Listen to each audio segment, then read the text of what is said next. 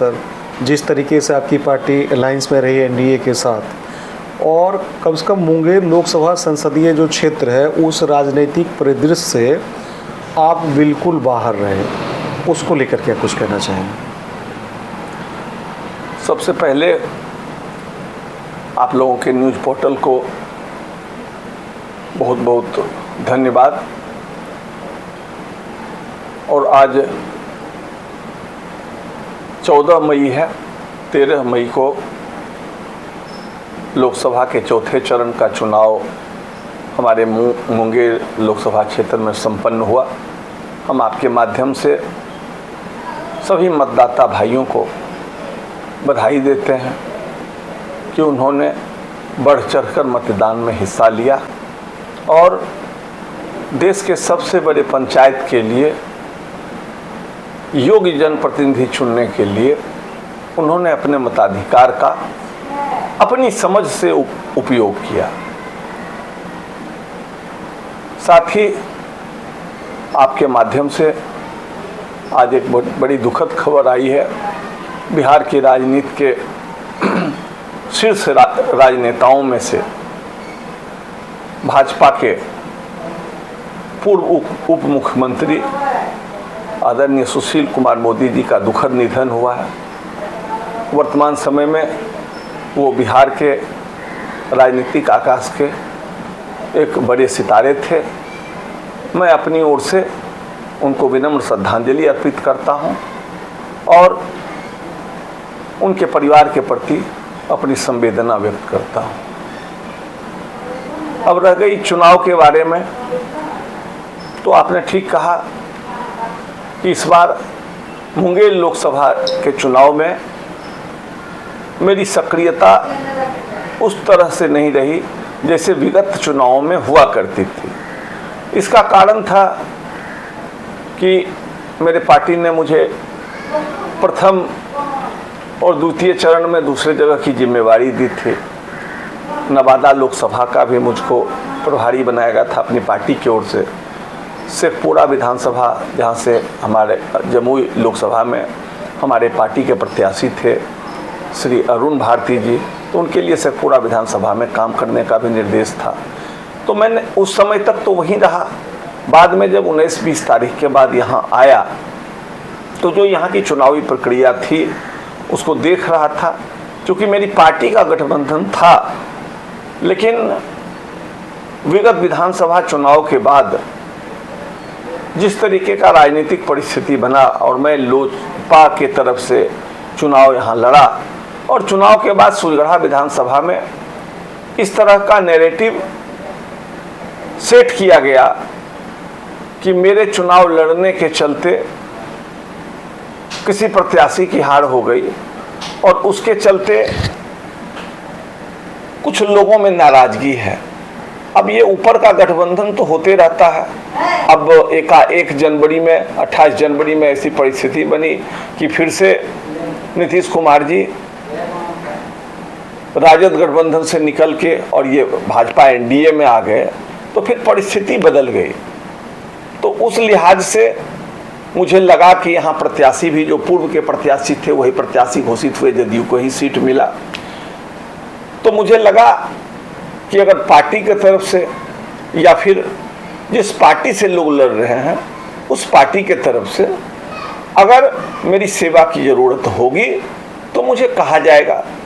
क्योंकि किन्हीं लोगों ने मुझसे संपर्क नहीं किया, इसलिए मैं उचित समझा कि मैं अपने घर पर बैठकर और जो गठबंधन या पार्टी के हित में है वो काम करूं। चूँकि राजनीति में, चुनावी राजनीति में ऐसा कई बार हो जाता है कि आप अगर कुछ अच्छा भी करने चलते हैं तो आप पर यह आरोप लग जाता है कि उनके आने से वो फला जगह का वोटर बिगड़ गया।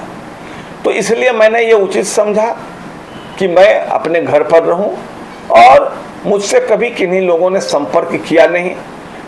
तो मुझे लगा कि मैं जिस परिस्थिति में हूं और जो मेरी भूमिका है, राजनीति में भूमिका कभी ख़त्म नहीं होती है और ढेर सारे लोग जो मतदान में शामिल होते हैं वो किसी न किसी रूप में जो उनके पसंदीदा प्रत्याशी होते हैं उनके लिए काम करते हैं। वो बौद्धिक रूप से हो, शारीरिक रूप से हो, क्षेत्र में घूम के हो, तो वो मैं करता रहा।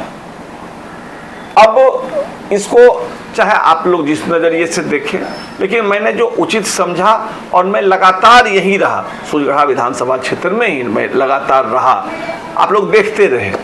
हाँ, आप लोगों का एक डिमांड था, बहुत सारे लोग थे यहाँ न्यूज़ पोर्टल वाले जो कि मुझसे अक्सर कहते थे कि जब से ये नया गठबंधन बना कि हम आपके यहाँ आएंगे, अब आप क्या करेंगे, आप इंटरव्यू दीजिए। तो मैंने कहा था कि नहीं, अभी मैं गठबंधन हित में और पार्टी हित में मैं कोई इंटरव्यू नहीं दूंगा। मैं नहीं चाहता हूं कि मेरे किसी इंटरव्यू से ऐसा कोई शब्द निकले जिससे किसी का नुकसान हो जाए, कहीं हो जाए, क्योंकि जब मैं एक पार्टी का सदस्य हूं तो मैं उसके संविधान से बंधा हूं, उसके अनुशासन से बंधा हूं। तो इसलिए मैंने नहीं दिया। आज कल चुनाव हो गया संपन्न और करीब करीब कुछ घटनाओं को छोड़कर बिल्कुल चुनाव सही तरीके से संपन्न हो गया। तो इसलिए मुझे लगा कि आज आप लोग आए तो मैं आज आपको इनकार नहीं कर सका। अच्छा, एक चीज़ और सर, इसी जो बाकी चीज़ें तो जो यहाँ सोढ़ा विधानसभा के अंदर मोटा मोटी शांत रहा, जो मतदान का प्रोसेस था मोटे तौर पर, लेकिन एक घटना शाम को घटना की जानकारी मिली कल शाम को चुनाव के आखिरी पड़ाव में कि जो राजद के उम्मीदवार हैं अनीता देवी जी, उनके साथ कोई इंसिडेंट हुआ है रामपुर में, जिसको लेकर बहुत मीडिया में बवाल मचा कल से आज तक। उसको कैसे देखते हैं सर? देखिए, ये मुझको कल शाम में जानकारी हुई और मैं यही मानता हूँ कि ये बड़ी दुर्भाग्यपूर्ण घटना है। हम जितने दिनों से भी राजनीति को देख रहे हैं सूर्यगढ़ा विधानसभा में, 90 के दौर के बाद आज जिस स्थिति में सूर्यगढ़ा है, सूर्यगढ़ा की राजनीति है, उसमें ऐसी घटनाओं के लिए कोई जगह नहीं है। और जो आप रामपुर की घटना की बात कर रहे हैं, तो मुझको लगता है कि एक दुर्भाग्यपूर्ण घटना है। ऐसी क्या परिस्थिति पैदा हुई, करीब करीब वो चुनाव खत्म होने का समय था, अब वहाँ वो आई जैसा लोगों ने मुझको बताया, और वहाँ आई कोई बच्ची वोट देके जा रही थी, उस पर उन्होंने आपत्ति किया, और इसी आपत्ति के क्रम में कुछ ऐसा वहाँ वाकया हुआ जिसके चलते कि लोग उग्र हो गए, और लोग नहीं उग्र हो गए। रामपुर को मैं बहुत करीब से जानता हूँ, बाबा गोविंद की धरती है, समाजवादी नेता स्वर्गीय गीता बाबू की कर्म भूमि है, जन्मभूमि है वो। वहाँ इस तरह का हम कल्पना नहीं कर सकते हैं कि इस तरह का आचरण होगा। अब वहाँ ऐसी कुछ परिस्थिति बनी, लेकिन हाँ, जिस तरह की घटना उनके साथ हुई वो घटना नहीं होनी चाहिए था। समाज, सभ्य समाज में उसके लिए कोई जगह नहीं होता है। और अगर उन्होंने कुछ किया भी था तो एक महिला थी, प्रत्याशी थी एक पार्टी की, सूर्यगढ़ा की बेटी थी वो, और अकेली थी, उनके साथ एक गार्ड था या कोई था। लोगों को संयम बरतना चाहिए था, जो कि नहीं बरता गया, और जो कुछ हुआ वो बिल्कुल दुर्भाग्यपूर्ण है। मेरे लिए तो, मैं अगर शब्द का चयन करूं तो मुझे तो शर्मिंदगी हुई इस घटना से, क्योंकि हम जैसे लोग जो कि अकेले घूमते हैं सब जगह, हर समाज के लोग के बीच में जाते हैं, दिन में जाते हैं, रात में जाते हैं, और मुझे अब ऐसा कहीं कोई फर्क नहीं दिखता है। लोगों ने नैरेटिव बनाया मेरे बारे में, लेकिन मैं आपको विश्वास के साथ कहता हूं कि चुनाव के बाद, 2020 के चुनाव के बाद, मैं हर समाज के क्षेत्र में, गांव में जाते रहा हूं। राजनीतिक आयोजन, सामाजिक आयोजन में लोगों ने बुलाया, मुझे कभी किन्हीं के व्यवहार में, विचार में कोई फर्क नहीं लगा। और उसमें जब मैं ऐसा सोचता हूं कि चुनाव में अगर कुछ ऐसा होता है तो जो विभिन्न सामाजिक समूहों के बीच में जो प्रेम, आपसी भाईचारा का जो एक वातावरण बना है, तो जब समाज रहेगा, भाईचारा रहेगा, तब न राजनीति होगी। तो उसके लिए कोई जगह नहीं है, ये खेदजनक बात है। और मैं आपके माध्यम से जिनके साथ भी हुआ है, जो महागठबंधन की प्रत्याशी है, मैं अपनी ओर से, चूंकि मैं भी यहाँ चुनाव लड़ चुका हूँ, रामपुर मेरा पसंदीदा जगह रहा है। मैंने वहाँ के लोगों से बात किया है और उन लोगों ने भी कहा कि अब कौन लड़का था कर दिया, ऐसा नहीं करना था, उन्होंने जो कुछ भी किया था उस बात को ये करना था। तो मैं तो अपने तरफ से खेद प्रकट करता हूँ और साथ ही मैं अपने अन्य राजनीतिक मित्रों से ये कहता हूँ कि ये जो कुछ हुआ इसको नहीं होना था, लेकिन इसको सामाजिक मुद्दा या राजनीतिक मुद्दा नहीं बनाना चाहिए। और ये एक ऐसा घटना था जो नहीं होना था, लेकिन इसके चलते सामाजिक समूह में कोई दूरी नहीं आना चाहिए। क्योंकि राजनीति में तो फॉर्मेशन बदलते रहता है, आज कोई किन्हीं के साथ हैं, कल कोई किन्हीं के साथ होंगे, लेकिन समाज में अगर इस तरह के घटना से आक्रोश होगा और बट नेचुरल है कि किसी महिला के साथ अगर ऐसा कुछ होता है तो लोगों को तकलीफ होती है। तो फिर इसके लिए इतना दिन का जो मेहनत किया गया है वो मेहनत निष्फल हो जाएगा और जो हम लोग एक बेहतर सूर्यगढ़ा और बेहतर लखीसराय की बात करते हैं वो कहीं ना कहीं वो अधूरा रह जाएगा। तो मैं तो बस अपनी ओर से यही कहना चाहता हूँ कि ये घटना नहीं होना चाहिए था, लेकिन जो हुआ है इसको भूलना चाहिए, आगे इसकी पुनरावृत्ति नहीं होनी चाहिए और इसके लिए समाज के सभी लोगों को पहल करना चाहिए और समाज में जहाँ भी जख्म लगा है उस पर मरहम लगना चाहिए। मैं तो आपको बताता हूँ कि मैं 2020 के चुनाव में चुनाव लड़ रहा था और मैं अकेले हर समाज के बीच में गया। जिन लोगों के साथ में चुनाव लड़ रहा था दो सबल सामाजिक समूह के लोग थे।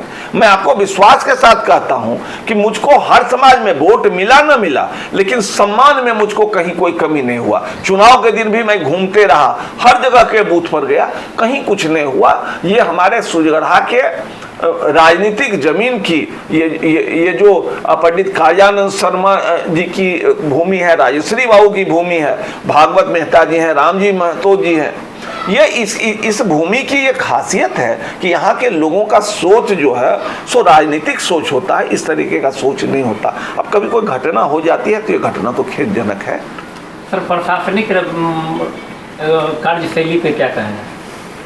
नहीं, जैसे देखिए विनय जी, ये सवाल कल उठा और ये बहुत चुनाव के बाद ऐसा कुछ हुआ जो सोशल मीडिया पर कुछ बात आया कि कहीं कहीं कमज़ोर वर्ग के लोगों को वोट नहीं दिया गया। तो मुझको लगता है कि इसके लिए प्रशासन के लोगों को आगे आना चाहिए और ये कहना चाहिए, चूँकि अब ये हाल में ही चुनाव हुआ, पंचायत का चुनाव हुआ, पंचायत का परिणाम हुआ जो कि बड़ा छोटे स्तर पर होता है, लेकिन प्रशासनिक व्यवस्था से करीब करीब प्रत्याशी संतुष्ट नजर आते थे। इस बार अगर ऐसा कुछ हुआ है, क्योंकि मैं वहाँ था नहीं, सोशल मीडिया के जानकारी, तो ये प्रशासन पर सवाल होता है। और जब तक लोगों का भरोसा आप पर नहीं होगा कि आप बेहतर तरीके से, निष्पक्ष तरीके से चुनाव कराते हैं, तो फिर समाज में अशांति होती है, समाज में असंतोष होता है। इसलिए, और अब जमाना बहुत आगे चला गया है। 2005 के पहले की बिहार की बात करते हैं हमारे माननीय मुख्यमंत्री जी, ढेर सारे हम लोग भी करते हैं। तो आज 2024 में ऐसी बातों के लिए, ऐसी घटनाओं के लिए कोई जगह नहीं है मेरी नज़र में।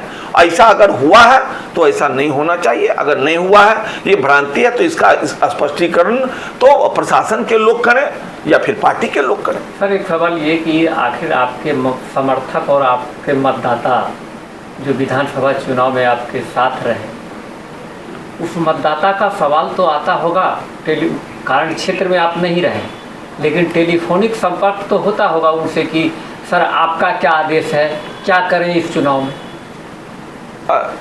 देखिए विनय जी, ये आपने बड़ा अच्छा सवाल पूछ लिया। अब चुनाव तो हो चुका जी, अगर कल के पहले हम कोई बयान देते तो हो सकता है कि इस पर लोग आपत्ति करते, क्योंकि ऐसा राजनीति में होता है। होता क्या है राजनीति में, मैंने बड़ा करीब से देखा है, ऊपर के जनरल जो है सो फौज के, वो तो गले मिल लेते हैं, लेकिन नीचे जो सिपाही एक दूसरे के खिलाफ लड़ते हैं उनको उस तरीके से गले मिल के एक साथ रहना बड़ा मुश्किल होता है। तो ये बात तो होता है, हमेशा होता है। लेकिन एक बात मानिए, हम अपने इंटरव्यू में पहले भी बोल चुके हैं कि राजनीति हो या सामाजिक जीवन हो, उसमें नैतिकता एक चीज़ है। ये अलग बात है कि अभी बिहार के राजनीति में ये मिथक चला है कि आप नैतिक अगर हैं तो राजनीतिक हो ही नहीं सकते, अगर राजनीति आप करते हैं तो उसमें सफल तो कतई नहीं हो सकते हैं। जो हिसाब किताब यहाँ चल रहा है, कल तक जो कुछ बोलते हैं वो आज कुछ बोलते हैं, एकदम 360 डिग्री के कोण पर जो है, अगर आप एक दिन में नहीं घूम सकते हैं तो फिर राजनीतिक रूप से आप सफल नहीं हो सकते। ये हिसाब, और ये कोई एक पार्टी या एक नेता के लिए नहीं है। लेकिन मैं आपको कहता हूं कि मैंने अपने पहले के इंटरव्यू में कहा है कि 2015 का विधानसभा चुनाव जब हुआ था तो हमने पहला बार जो है सो लालटेन छाप को वोट दिया था, क्योंकि हमारे पार्टी और हमारे जो नेता थे, है ना, उनका निर्देश था और प्रहलाद जी इस गठबंधन से लड़ रहे थे। तो नैतिकता एक चीज होती है, और हम लोग के जैसे छोटे लोग एक चुनाव लड़ लेने से हम लोग राजनीतिक न अभी हुए न कभी होंगे, और हम लोग तो समझते हैं कि हम लोग सूझगढ़ा भी नहीं है, तो हम लोग को तो सूझगढ़ा में रहते हैं, शायद यहीं तक हमारा राजनीतिक यात्रा है, तो हमको ये रहना है सूझगढ़ा में। तो आप राजनीति ऐसा कीजिए कि आप नजर उठा के अपने कार्यकर्ताओं से भी बात कर सकें और नेताओं से भी बात कर सकें।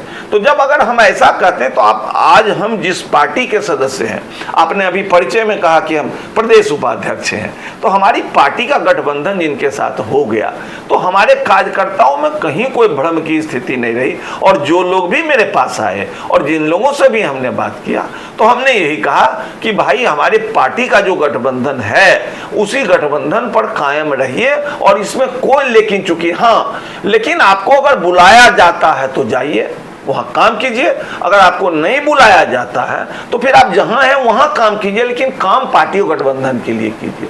तो वो बात यहां स्पष्ट है। और जब वोट का निकलेगा, जब परिणाम आएगा 4 जून को और आप बूथ टू बूथ देखेंगे तो आपको लगेगा कि जिन सारे बूथों पर हमने लीड किया, जिन सारे पंचायतों में हमने लीड किया, 11 पंचायत में मैंने लीड किया था, है ना, हमारे पास रिकॉर्ड है। मैं आपको 4 जून के बाद बताऊंगा कि उन सब जगह पर जो एनडीए के प्रत्याशी हैं उनको किस तरीके से वोट आया, जो लोजपा का जो आधार वोट है वो किस तरीके से कहाँ गया, ये आपको दिखेगा।